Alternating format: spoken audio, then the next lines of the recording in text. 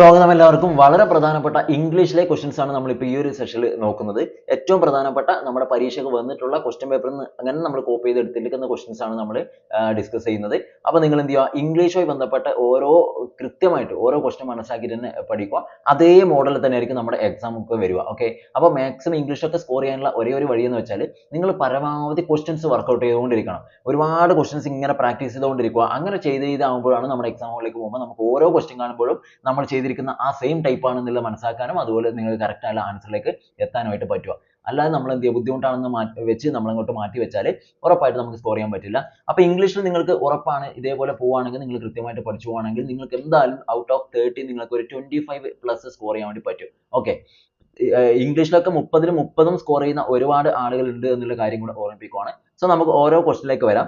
First question ഇങ്ങനെയാണ്: 17 army dash were injured in the accident.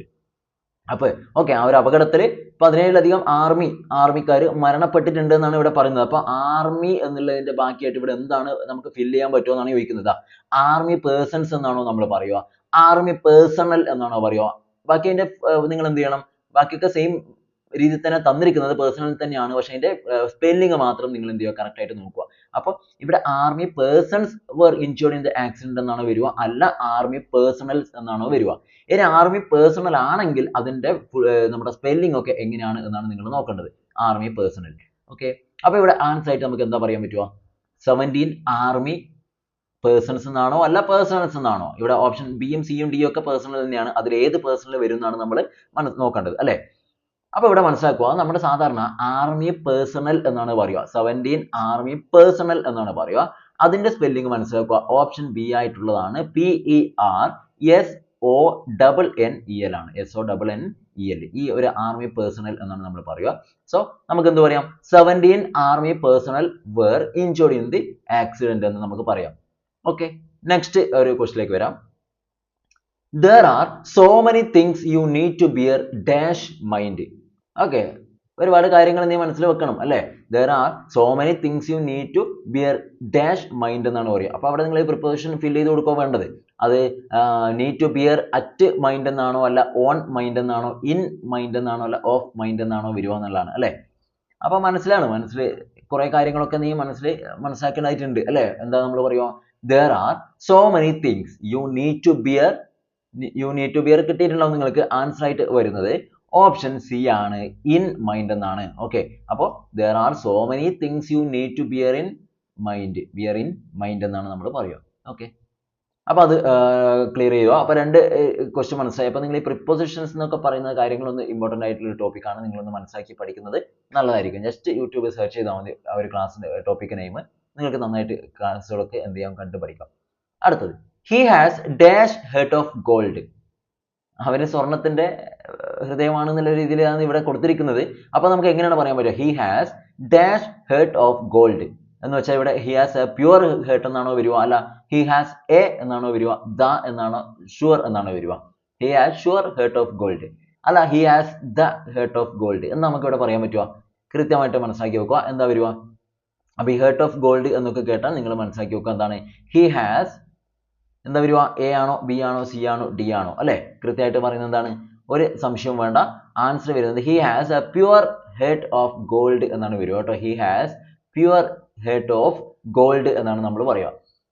Okay, he has pure heart of gold. Option pure എന്ന് പറയുമ്പോൾ option ഇവിടെ A ആണ് കേട്ടോ. Option A ആണ് ഇവിടുത്തെ ആൻസർ ആയിട്ട് വരിക. ഓപ്ഷൻ എ ആണ് എന്നുള്ള കാര്യം മനസ്സിലാക്കുക. അങ്ങനെ നമ്മൾ ഫോർത്ത് ക്വസ്റ്റ്യനിലേക്ക് വരുന്നു. Fourth, to make up one's mind means. To make up one's mind. ഇതൊരു ഫോറിൻ ഫ്രേസ് ആയിട്ട് നമുക്ക് തരുന്നതാണ്. make up one's mind എന്ന് പറയുന്നത്. അതുകൊണ്ട് എന്താണ് നിങ്ങൾ അർത്ഥമാക്കുന്നതെന്നാണ് ചോദിച്ചത്. ഓക്കെ, അപ്പോൾ to make up one's mind means എന്താണ് അതുകൊണ്ട് അർത്ഥമാക്കുന്നത് നോക്കിയേ. ഓപ്ഷൻസ് നോക്കാം. to appear intellectually attractive, to help someone else with a problem, to manage one's time well, and option D, to arrive at a decision. അപ്പോൾ ഇതിൽ to make up one's mind എന്നുള്ളത് കൊണ്ട് നമ്മൾ എന്താണ് ഉദ്ദേശിക്കുന്നതാണ് ചോദിച്ചത്. Okay, to make up one's mind എന്നുള്ളത് കൊണ്ട് എന്താണ് നമ്മൾ ഉദ്ദേശിക്കുന്നത്?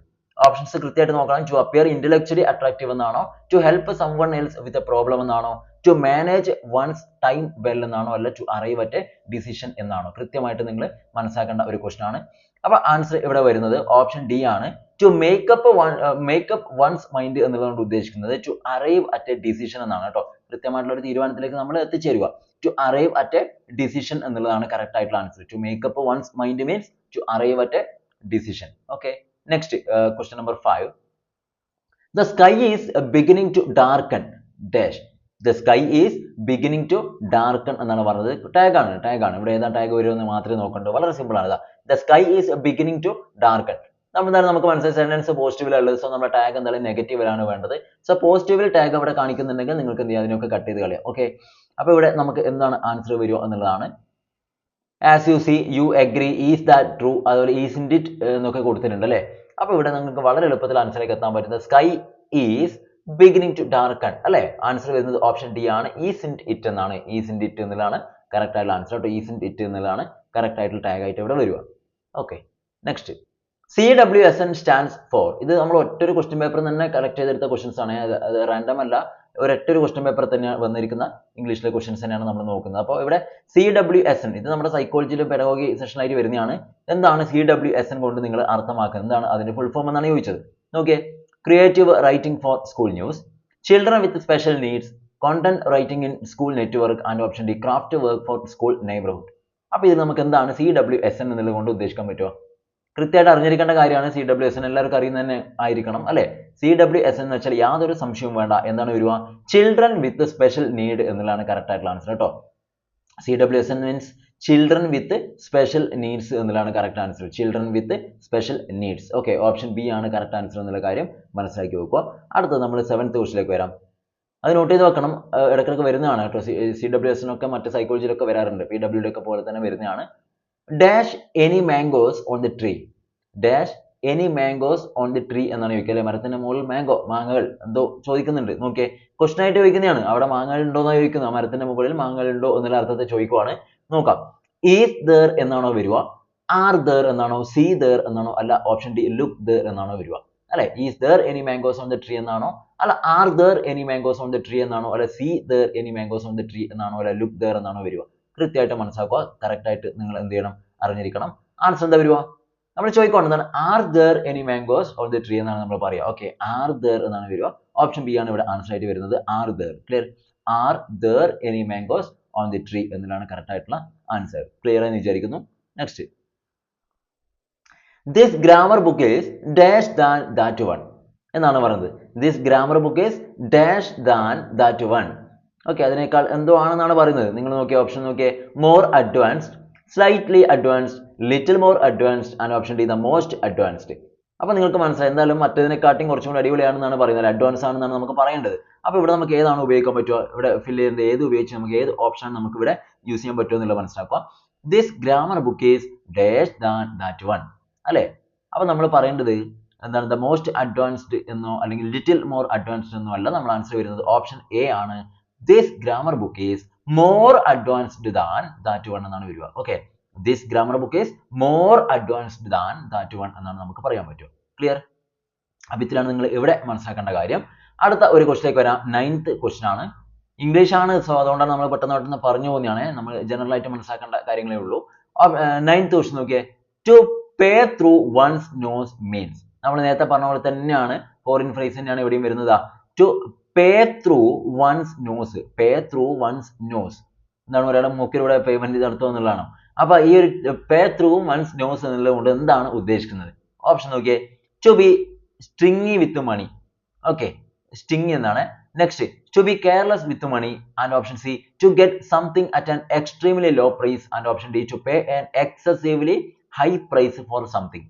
അപ്പൊ ഇതിൽ എ ബി സി ഡി ഇതിൽ 4 ഓപ്ഷൻസിൽ നമുക്ക് ഈ പേ ത്രൂ വൺസ് നോസ് എന്നുള്ളത് കൊണ്ട് നമ്മൾ എന്താണ് ഉദ്ദേശിക്കുന്നത്, അർത്ഥമാക്കുന്നതാണ് നമുക്ക് പറയേണ്ടത്. ഓക്കെ, അപ്പൊ നമ്മുടെ ആൻസർ ഇവിടെ എന്താണ് വരിക, കൃത്യമായിട്ട് മനസ്സിലാക്കുക. To pay through one's nose എന്ന് പറഞ്ഞാൽ ഓപ്ഷൻ ഡി ആണ്. To pay an excessively high price for something എന്നാണ് കേട്ടോ. To pay through one's nose means to pay an excessively high price for something. എന്തെങ്കിലും ഒന്നിന് നമ്മൾ കൂടുതൽ അമിതമായിട്ടുള്ള പൈസ നമ്മൾ കൊടുക്കേണ്ടി വരുന്നു എന്നുള്ളതിന്റെ അർത്ഥത്തിലാണ് നമ്മൾ പേ ത്രൂ വൺസ് നോസ് എന്ന് പറയുക. അപ്പൊ നിങ്ങൾ ഈ ഫോറിൻ ഫ്രേസ് വളരെ ഇമ്പോർട്ടന്റ് ആണ്, എന്തായാലും പഠിക്കണം. ആ ഒറ്റ ഒരു എക്സാമിൽ തന്നെ 2 ക്വസ്റ്റൻ ഇവിടെ വന്നിട്ടുണ്ട്. ഓക്കെ, നെക്സ്റ്റ് ഇതിലേക്ക് വരാം. A child with a learning disability requires dash. അതായത് ലേണിംഗ് ഡിസേബിൾ ആയിട്ടുള്ള ഒരു കുട്ടിക്ക് എന്താണ് ഇവിടെ കൊടുത്തിരിക്കുന്നതിൽ കൂടുതലായിട്ട് നമ്മൾ ആ കുട്ടിക്ക് എന്താണ് ആവശ്യം എന്നാണ് ചോദിക്കുന്നത്. A child with a learning disability requires options medicine, reprimand, regret and support. Okay, medicine, reprimand, regret and support. അപ്പോൾ ഒരു കുട്ടിക്ക് ലേണിംഗ് ഡിസേബിൾ ആയിട്ടുള്ള കുട്ടിക്ക് നമ്മൾ എന്താണ് കൂടുതലായിട്ട് ആവശ്യപ്പെടുന്നത്, ആ കുട്ടിക്ക് എന്താണ് വേണ്ടതെന്നുള്ള കാര്യം നമുക്കറിയാം. എന്താണ് വേണ്ടത്? യാതൊരു സംശയം വേണ്ട, ഓപ്ഷൻ ഡി സപ്പോർട്ടാണ് അല്ലെ. ലേണിംഗ് ഡിസേബിൾ ആയിട്ടുള്ള ഒരു കുട്ടിയെ സംബന്ധിച്ചിടത്തോളം അവന് വേണ്ടതാണ് അവന്റെ പേരൻസിനോ അല്ലെങ്കിൽ ഫ്രണ്ട്സിനോ ടീച്ചേഴ്സിനോ ഒക്കെ സപ്പോർട്ടാണ് അവന് ആവശ്യം. ആ ഒരു സപ്പോർട്ട് ഉണ്ടെങ്കിൽ അവൻ എന്ത് ചെയ്യാൻ പറ്റും, ആ ലേണിംഗ് ഡിസേബിൾഡ് എന്നുള്ള ഒരു കാര്യം നിന്ന് അവൻ എന്ത് ചെയ്യാൻ പറ്റും, ഓവർകം ചെയ്തിട്ട് വരാൻ പറ്റും എന്നുള്ള കാര്യം മനസ്സിലാക്കി വെക്കുക. Next, the word novel in the term novel corona virus means. നമ്മൾ കോവിഡ് കാലത്ത് വന്നിരിക്കുന്നതാണ്, കോവിഡ് കാലവുമായി ബന്ധപ്പെട്ട ഒരു ക്വസ്റ്റൻ ആണ്. നിങ്ങൾ corona virus novel corona virus എന്നൊക്കെ പറഞ്ഞുകൊണ്ട് വന്നിട്ടുണ്ടായിരുന്നു പിന്നീട് അല്ലെ. അപ്പോൾ ഈ നോവൽ കൊറോണ എന്നുള്ളതിൽ അല്ലെ, നോവൽ കൊറോണ വൈറസ് എന്നുള്ളതിലത്തെ നോവൽ എന്നുള്ളത് കൊണ്ട് എന്താണ് നിങ്ങൾ ഉദ്ദേശിക്കുന്നതാണ് ചോദിച്ചത്. ഓപ്ഷൻ ഒക്കെ new, news, constantly renewing and option D പെർസിസ്റ്റന്റ്ലി contagious. അപ്പൊ ഇതിൽ നമുക്ക് ഏതാ പറയാൻ പറ്റുക? നോവൽ എന്നുള്ളത് കൊണ്ട് എന്താ നമ്മൾ ഉദ്ദേശിക്കുന്നത്? ചില ഏതൊരു ഓപ്ഷന് സ്റ്റോറി എന്നൊക്കെ കൊടുത്തിട്ടുണ്ട്, നമ്മൾ അത് ശരിക്കും ശ്രദ്ധിക്കണം. ലിറ്ററേച്ചർ എന്നുള്ള ഒരു ഭാഗമായിട്ട് കണക്ട് ചെയ്തുകൊണ്ട് അവർ അങ്ങനെയും കൊടുക്കും. അപ്പൊ നോവൽ കൊറോണ വൈറസ് എന്നുള്ളത് കൊണ്ട് നിങ്ങൾക്ക് മനസ്സിലാക്കാൻ പറ്റും. നമുക്ക് ആദ്യം COVID-19 കൊറോണ വൈറസ് എന്ന് വന്നു, പിന്നീട് വകഭേദമൊക്കെ സംഭവിച്ചുകൊണ്ട് വന്നപ്പോഴാണ് നമ്മൾ നോവൽ കൊറോണ വൈറസ് എന്നുള്ളൊരു വേർഡ് നമ്മൾ ഉപയോഗിച്ച് തുടങ്ങിയത്. ഒരു സംശയവും വേണ്ട, നോവൽ എന്നുള്ളത് കൊണ്ട് ഇവിടെ ഉദ്ദേശിക്കുന്നത് എന്താണ്? ഓപ്ഷൻ ബി ആയിട്ടുള്ള ഓപ്ഷൻ എ ആയിട്ടുള്ള ന്യൂ ആണ്. New. Okay, new corona virus എന്നുള്ള അർത്ഥത്തിലാണ് നമ്മൾ നോവൽ കൊറോണ വൈറസ് എന്നുള്ള ഒരു വേർഡ് നമ്മൾ ആ സമയത്ത് ഉപയോഗിച്ചത്. അപ്പോൾ ഓപ്ഷൻ എ ആണെന്നുള്ള കാര്യം ഓർത്തിരിക്കും. Next, PPP in English teaching stands for. ഇതൊക്കെ വന്ന ക്വസ്റ്റൻ ആണെന്ന് പറയുമ്പോഴാണ്. ഓക്കെ, അറിയുന്നവരുണ്ടാവും, അറിയാത്തവരുണ്ടാവും. No problem. അറിയാത്തവർക്കുണ്ടെങ്കിൽ ഇപ്പോൾ മനസ്സിലാക്കാം. PPP എന്നുള്ള ഇംഗ്ലീഷ് ടീച്ചിങ് ഈ ഒരു PPP in English teaching stands for എന്താണ് അതുകൊണ്ട് ഉദ്ദേശിക്കുന്നത്? PPT ഒക്കെ നമുക്കറിയാലേ, പ്രസന്റേഷൻ ഒക്കെ നിങ്ങൾ ഉപയോഗിക്കാറുണ്ട്, PPT എന്നൊക്കെ പറയാറുണ്ട്. ഓക്കെ, അപ്പൊ ഇവിടെ PPP ആണ്. അതെന്താ ഉദ്ദേശിക്കുന്നത്? ഓപ്ഷൻ നോക്കാം. Presentation practice production, presentation preparation practice, preparation practice presentation and option D preparation practice and perfection. എല്ലാം P യിൽ തുടങ്ങുന്ന കാര്യങ്ങൾ തന്നെയാണ്. അപ്പൊ അതിൽ ഏത് Pയും ആണ് നമുക്ക് ഇവിടുത്തെ PPP യിൽ വരിക എന്നുള്ളതാണ് മനസ്സിലാക്കേണ്ടത്. വളരെ എളുപ്പമുള്ള ക്വസ്റ്റൻ ആണ്, നിങ്ങൾക്ക് ഒരു സംശയം ഉണ്ടാവാൻ പാടില്ല. PPP യിലെ ഫസ്റ്റ് P ഉദ്ദേശിക്കുന്നത് പ്രസന്റേഷൻ ആണ്, സെക്കൻഡ് P ഉദ്ദേശിക്കുന്നത് പ്രാക്ടീസ് ആണ്, തേർഡ് P ഉദ്ദേശിക്കുന്നത് പ്രൊഡക്ഷൻ ആണ്. മനസ്സിലായില്ലേ? അപ്പൊ നിങ്ങൾ ഒരുപാട് ക്വസ്റ്റൻസ് ഒക്കെ പ്രസന്റ് ചെയ്യുന്നു, അത് നിങ്ങൾ പ്രാക്ടീസ് ചെയ്യുന്നു, പിന്നെ നിങ്ങൾ എക്സാം ഹാളിൽ പോയി അത് പ്രൊഡ്യൂസ് ചെയ്യുന്നു. ഓക്കെ, അപ്പൊ നമുക്ക് എന്താണ് അപ്ലൈ ചെയ്യുന്നു. അപ്പൊ പ്രസന്റേഷൻ പ്രാക്ടീസ് പ്രൊഡക്ഷൻ ആണ് എന്താണ് ഈ PPP കൊണ്ട് ഉദ്ദേശിക്കുന്നത്. അപ്പൊ ബാക്കിയൊന്നും നിങ്ങൾ നോക്കണ്ട, ഇപ്പൊ തന്നെ ഒന്ന് നോട്ട് ചെയ്ത് വെച്ച് ബൈഹാർട്ട് പഠിച്ചു വെച്ചേക്കോ, പിന്നെ കൺഫ്യൂഷൻ ഉണ്ടാവണ്ട. PPP യിലെ P സ്റ്റാൻഡ് ഫോർ അല്ലെ എന്താണ്? പ്രസന്റേഷൻ പ്രാക്ടീസ് ആൻഡ് പ്രൊഡക്ഷൻ ആണ്. Okay, pro. ഓക്കെ, പ്രോ എല്ലാം അങ്ങനെ തന്നെയാണ് അല്ലേ. അപ്പോൾ അത് നോക്കണ്ട. ഓക്കെ, അപ്പോൾ പ്രസന്റേഷൻ പ്രാക്ടീസ് ആൻഡ് പ്രൊഡക്ഷൻ എന്നുള്ള കാര്യം നിങ്ങൾ മനസ്സിലാക്കി വെക്കുക. Next, the army method is another term for the dash method of teaching A language എന്നാണ് ചോദിച്ചത്. അപ്പോൾ ടീച്ചിങ് ലാംഗ്വേജ് പഠിപ്പിക്കുന്നതിലെ എന്തോ ഒരു ടൈപ്പ് മെത്തേഡാണ് ഈ ആർമി മെത്തേഡ്. അത് എന്താണെന്ന്, ആ ടേം എന്തിനുള്ളതാണെന്നാണ് ചോദിച്ചത്. ആർമി മെത്തേഡ് നിങ്ങൾ കേട്ടിട്ടുണ്ടാവും. ആർമി മെത്തേഡ് ഓപ്ഷൻ നോക്കിയേ.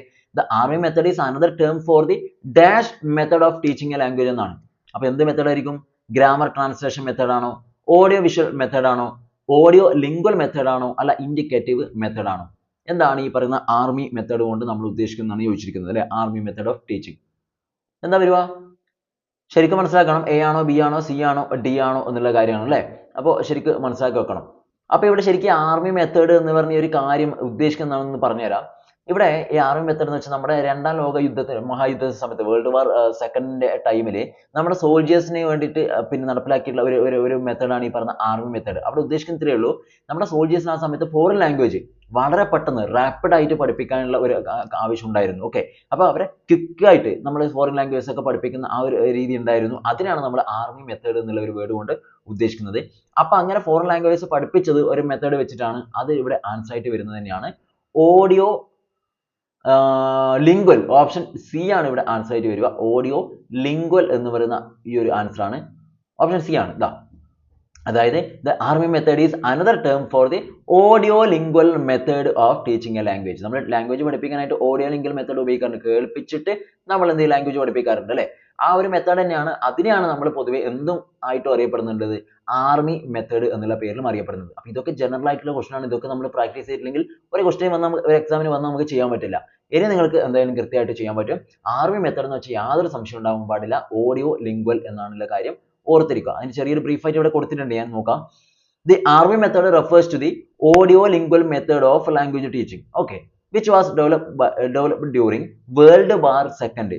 രണ്ടാം ലോക മഹായുദ്ധ സമയത്താണ് ഡെവലപ്പ് ചെയ്തത്. To teach foreign languages to soldiers quickly.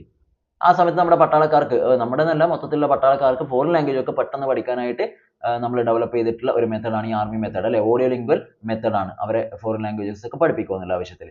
This method emphasizes repetition, drills and the use of pattern practices to develop speaking and listening skill. അപ്പോൾ അവർക്ക് എന്താണ്, അവരുടെ സ്പീക്കിംഗ് സ്കില്ലും ലിസണിങ് സ്കില്ലും ഒക്കെ ഡെവലപ്പ് ചെയ്യാൻ ആവശ്യമായിട്ട് അവർക്ക് എന്തൊക്കെ ചെയ്യാറുണ്ട്, ഒന്ന് റിപ്പീറ്റ് ചെയ്ത് പഠിപ്പിച്ചോളൂ. റിപ്പീറ്റേഷൻ, പിന്നെ ഡ്രിൽസ് ആണ്, പലതരത്തിലുള്ള ആക്ടിവിറ്റീസ് ഒക്കെ കൊടുത്തുകൊണ്ടൊക്കെയാണ് എന്ത് ചെയ്യുന്നത്, ഈ അതുപോലെ പ്രാക്ടീസ് ഒക്കെ കൊടുത്തുകൊണ്ട് തന്നെയാണ് എന്ത് ചെയ്യുന്നത് ഈ രീതിയിലുള്ള ഫോറിൻ ലാംഗ്വേജസ് ഒക്കെ പഠിപ്പിക്കുക. ഓക്കെ, അപ്പൊ എന്താണ് എന്നുള്ള കാര്യം കൊടുത്തുന്നില്ല, ഇനിയിപ്പോൾ നിങ്ങൾക്ക് മനസ്സിലാവും. അല്ലെങ്കിൽ ആർമി മെത്തേഡ് ഡയറക്റ്റ് ആൻസർ പറഞ്ഞു പോയാൽ അതിന്റെ കണക്ഷൻ കിട്ടൂല. അതുകൊണ്ടാണ് ഇങ്ങനെ ഒരു ബ്രീഫ് ആയിട്ട് ഇവിടെ കൊടുത്തത്. ആർമി മെത്തേഡ് എന്നുള്ള പേര് വന്നതിന് അതുകൊണ്ടാണ് എന്നുള്ള കാര്യം നിങ്ങൾ മനസ്സിലാക്കുക. ഓഡിയോ ലിംഗ്വൽ ആണ് എന്നുള്ള കാര്യം ഓർത്തിരിക്കുക. ഓഡിയോ വിഷ്വൽ അല്ല, ലിംഗ്വൽ ആണ്. കേട്ട് പഠിപ്പിക്കല. ഇങ്ങനെ കൊടുത്താൽ മതി. ആർമി യുദ്ധത്തിന് സമയത്ത് നമുക്ക് എന്തായാലും കണ്ടുപഠിക്കാനുള്ള അവസരമൊന്നുമില്ല. അപ്പൊ കേട്ടു, ഒരാളും പറയുന്നത് കേട്ട് പഠിച്ചോളൂ. Next, accelerated learning is a term associated with dash. Okay, എന്താണ് ആക്സിലറേറ്റഡ് ലേണിംഗ് എന്നുള്ള ഈ ഒരു കാര്യം കൊണ്ട് നിങ്ങൾ ഉദ്ദേശിക്കുന്നതാണ് ചോദിച്ചത്. ആക്സിലറേറ്റഡ് ലേണിംഗ് ഓപ്ഷൻ നോക്കിയേ: western education, old school, encyclopedia and suggestopedia. അപ്പോൾ ഇവിടെ ചോദിച്ചത് accelerated learning is a term associated with എന്നാണ്. ഈ ഒരു ടേം ഏതുമായിട്ട് ബന്ധപ്പെട്ടിരിക്കുന്നതാണ് ചോദിച്ചത് അല്ലെ. ആൻസർ വരുന്നത്, ഇത് നിങ്ങൾക്ക് ചിലപ്പോൾ ഒരു പക്ഷേ റയർ ആയിട്ടുള്ള ഒരു ക്വസ്റ്റൻ ആയിരിക്കും. ആൻസർ വരുന്നത് സജസ്റ്റോപീഡിയ എന്നുള്ളതാണ് കേട്ടോ. സജസ്റ്റോപീഡിയ എന്നുള്ളതാണ് ആക്സിലറേറ്റഡ് ലേണിംഗ് എന്നുള്ളത് കൊണ്ട് ഇവിടെ ഉദ്ദേശിക്കുന്നത്. ഓക്കെ, അല്ല അത് കണക്ട് ചെയ്തിരിക്കുന്നത്, അല്ലെങ്കിൽ അത് റിലേറ്റ് ചെയ്തിരിക്കുന്നത് സജസ്റ്റോപീഡിയ ആണ്. ബ്രീഫ് നോക്കാം നമുക്ക്. ഇത് ഇവിടെ കൊടുത്തിട്ടുണ്ട്, നോക്കാം. Accelerated learning is A method that aims to improve the speed and effectiveness of learning. Okay, അപ്പൊ ആക്സിലറേഷൻ കൊടുക്കുക എന്നുള്ളത് തന്നെയാണ് നമ്മുടെ ലേണിംഗ് കാര്യങ്ങളൊക്കെ പഠിക്കാനുള്ള സ്പീഡും അതിന്റെ എഫക്റ്റീവ്നെസ്സും അത് ഇംപ്രൂവ് ചെയ്യിക്കാനായിട്ടാണ് നമ്മൾ ഈ പറഞ്ഞ ആക്സിലറേറ്റഡ് ലേണിംഗ് മെത്തേഡ് യൂസ് ചെയ്യുന്നത്. Okay, it is closely associated with the approach called suggestopedia, അതിന്റെ ആവശ്യമില്ല, develop by Bulgarian educator Georgi Lozanov. Okay, suggestopedia എന്ന് പറഞ്ഞാൽ ഡെവലപ്പ് ചെയ്ത ഇദ്ദേഹമാണ്, ഒരു ബൾഗേറിയൻ ആയിട്ടുള്ള എഡ്യൂക്കേറ്റർ ആണ്. അദ്ദേഹത്തിന്റെ പേര് ജോർജി ലുസനോവ് ആണ്. Suggestopedia uses a combination of relaxation, music and positive suggestion to help learners absorb information more quickly and effectively. അപ്പോൾ ലേണേഴ്സിന് എന്താണ് കാര്യങ്ങളൊക്കെ പെട്ടെന്ന് മനസ്സിലാക്കാനും പെട്ടെന്ന് പഠിച്ചെടുക്കാനും ഒക്കെ പല രീതിയിൽ ഉപയോഗിക്കാറുണ്ട്. അവിടെ എന്താണ് റിലാക്സേഷൻ മെത്തേഡിലൂടെയും മ്യൂസിക്കിലൂടെയും അതിൽ പോസിറ്റീവ് സജഷൻ ഒക്കെ കൊടുത്തുകൊണ്ടാണ് എന്ത് പഠിപ്പിക്കുന്ന രീതിയാണ്. So, accelerated learning is a method that aims to improve the speed and effectiveness of learning ആണ് ഉദ്ദേശിക്കുന്നത്. ആർമി മെത്തേഡ് എന്ന് വെച്ചാൽ ഓഡിയോ ലിംഗ്വൽ മെത്തേഡിലൂടെ ലാംഗ്വേജ് ക്വിക്ക് ആയിട്ട് പഠിപ്പിക്കുന്നതാണ്, ഫോറിൻ ലാംഗ്വേജസ് ഒക്കെ. ഓക്കെ, കാര്യങ്ങൾ മനസ്സിലാക്കുക. അപ്പോൾ നമ്മുടെ ആൻസർ സജസ്റ്റോപീഡിയ ആണ് ഈ പറഞ്ഞ ആക്സിലറേറ്റഡ് ലേണിംഗുമായിട്ട് ബന്ധപ്പെട്ടിരിക്കുന്നത്. Okay, it is closely associated with the approach called suggestopedia. Okay, ആ സജസ്റ്റോപീഡിയ എന്താണെന്നാണ് പറഞ്ഞത്. സജസ്റ്റോപീഡിയ എന്ന് പറഞ്ഞാൽ ഈ രീതിയിലൊക്കെ നമ്മൾ പെട്ടെന്ന് എഫക്റ്റീവ് ആയിട്ട് ക്വിക്ക് ആയിട്ട് ഇൻഫർമേഷൻ ഒക്കെ കുട്ടികളെ പഠിപ്പിക്കുക എന്നുള്ള ഒരു മെത്തേഡാണ് suggestopedia. Okay, use a combination of relaxation, music and positive suggestion to help learners absorb information more quickly and effectively. Next, when a teacher tries to get learners to guess the meaning of a word, her strategy is dash. എന്താണ്? when a teacher tries to get learners to guess the meaning of a word. Okay, ഒരു ടീച്ചർക്ക് എന്ത് ചെയ്യണം, അവരുടെ ലേണേഴ്സിൽ നിന്ന് എന്ത് ചെയ്യണം, ഒരു വേർഡിന്റെ മീനിങ് പെട്ടെന്ന് കിട്ടണം അല്ലെ. പെട്ടെന്ന് കിട്ടാനായിട്ട് ആ ടീച്ചർക്ക് എന്ത് സ്ട്രാറ്റജി ഉപയോഗിക്കാന്നാണ്? Invitation, elicitation, improvisation and interjection. Okay, ഏതാണ് വരിക? when a teacher tries to get learners to guess the meaning of a word. Okay, കുട്ടികളിൽ നിന്ന് ഒരു വേർഡിന്റെ മീനിങ് ഗസ് ചെയ്യാനായിട്ട് ആവശ്യപ്പെടുന്നു, അതിന്റെ ആൻസർ കിട്ടണം. അപ്പോൾ ടീച്ചർ ഉപയോഗിക്കുന്ന സ്ട്രാറ്റജി എന്ന് വെച്ചാൽ നിങ്ങൾ ഉറപ്പിക്കുക. ഓപ്ഷൻ ബി ആണ്, എലിസിറ്റേഷൻ മെത്തേഡ് ആണ്. എലിസിറ്റേഷൻ മെത്തേഡ് ആണ് എന്നുള്ള കാര്യം ഓർത്തിരിക്കുക. ഓക്കെ, അപ്പോൾ ഇന്നത്തെ നമ്മുടെ 15 റയർ ക്വസ്റ്റ്യൻസ് തന്നെ നമുക്ക് വേണമെങ്കിൽ പറയാം. ഈ റയർ ക്വസ്റ്റ്യൻസ് എന്ന് പറയാൻ കാരണം കൂടുതലും നമ്മൾ എന്താണ് ഓരോ ടൈപ്പ് ക്വസ്റ്റ്യൻസ് ആണ്. ഇപ്പോൾ ലാസ്റ്റ് പറഞ്ഞതാണെങ്കിൽ അതിന് മുന്നേ പറഞ്ഞാണ് ആക്സിലറേറ്റഡ് ലേണിംഗ് ആയാലും ആർമി മെത്തേഡ് ആണെങ്കിലും എല്ലാം എന്തിനാണ് ഒരുതരം റയർ ആയിട്ട് വരുന്ന ക്വസ്റ്റ്യൻസ് തന്നെയാണ്. PPP അല്ലെ, PPP എന്താണെന്നുള്ള കാര്യങ്ങളും എന്താണ് ഓർമ്മയുണ്ടാവുമെന്ന് വിചാരിക്കുന്നു. അപ്പോൾ ഇത്തരത്തിലെ കാര്യങ്ങളൊക്കെ എന്താണ് നമ്മൾ ഒന്ന് നോട്ട് ചെയ്ത് വെക്കണം. ഇനി നമ്മുടെ എക്സാമിന് ഇങ്ങനത്തെ ഒരു ക്വസ്റ്റ്യൻ വന്നാൽ നമുക്ക് എന്ത് ചെയ്യാൻ പാടില്ല, സ്കോർ ഇല്ലാതിരിക്കാൻ പാടില്ല, കുറയാൻ പാടില്ല. ഓക്കെ, അപ്പോൾ ഇത്രയും കാര്യങ്ങൾ മനസ്സിലാക്കുക. നിങ്ങൾക്ക് ഇത് കാര്യങ്ങളൊക്കെ മനസ്സിലായി എന്നുണ്ടെങ്കിൽ തീർച്ചയായിട്ടും നമ്മുടെ ഇന്നത്തെ ക്ലാസ് നിങ്ങൾക്ക് ലൈക്ക് ചെയ്യാം. കൂടുതൽ ക്വസ്റ്റ്യൻസ് ഞാൻ പറഞ്ഞു, എക്സാം വരെ നിങ്ങൾ വർക്കൗട്ട് ചെയ്തുകൊണ്ടിരിക്കണം, പ്രാക്ടീസ് ചെയ്തുകൊണ്ടിരിക്കണം ഡെയിലി. എന്നാലേ നമുക്ക് ഇംഗ്ലീഷിലൊക്കെ അത്യാവശ്യം നന്നായിട്ട് സ്കോർ ചെയ്യാൻ പറ്റും എന്നുള്ള കാര്യം കൂടെ ഓർമ്മിപ്പിക്കുവാണ്. ഓക്കെ, അപ്പോൾ നിങ്ങൾക്ക് വീഡിയോ രൂപത്തിൽ നമ്മൾ ചെയ്യുന്നുണ്ട്. അതുപോലെ തന്നെ നിങ്ങൾക്ക് PDF ആയിട്ട് ഒരുപാട് ക്വസ്റ്റ്യൻസ് ഒക്കെ വായിച്ച് മനസ്സിലാക്കണമെങ്കിൽ നമ്മുടെ ഇംഗ്ലീഷിൽ 1000-ൽ അധികം ക്വസ്റ്റ്യൻസ് ഉള്ള PDF നമ്മൾ റെഡിയാക്കിയിട്ടുണ്ട്. ഒരുപാട് ആളുകൾ അത് വാങ്ങിച്ച് പഠിക്കുന്നുണ്ട്. അപ്പോൾ നിങ്ങൾക്ക് അങ്ങനെ ആവശ്യമുള്ളവരുണ്ടെങ്കിൽ നിങ്ങൾക്ക് എന്ത് ചെയ്യാം, തീർച്ചയായിട്ടും അത് പെയ്ഡ് മെറ്റീരിയൽ ആണ്, PDF ആണ്, പുസ്തകമല്ല. ക്വസ്റ്റ്യൻ ആൻസർ ആണ്. ഒരു ക്വസ്റ്റ്യൻ അതിന്റെ 4 ഓപ്ഷൻ വിത്ത് കറക്റ്റ് ആൻസർ അങ്ങനെയാണ് ഉണ്ടാവുക. ഓക്കെ, അപ്പോൾ അത് നിങ്ങൾക്ക് വേണമെങ്കിൽ നെക്സ്റ്റ് കാണുന്ന നമ്പറിലേക്ക് നിങ്ങൾ എന്ത് ചെയ്താൽ മതി, മെസ്സേജ് ചെയ്താൽ മതി. ഇതിന്റെ ഡീറ്റെയിൽസ് ഒക്കെ അവർ അയച്ചു തരും. ഓക്കെ, അടുത്ത സെഷനിൽ കാണാം. Thank you.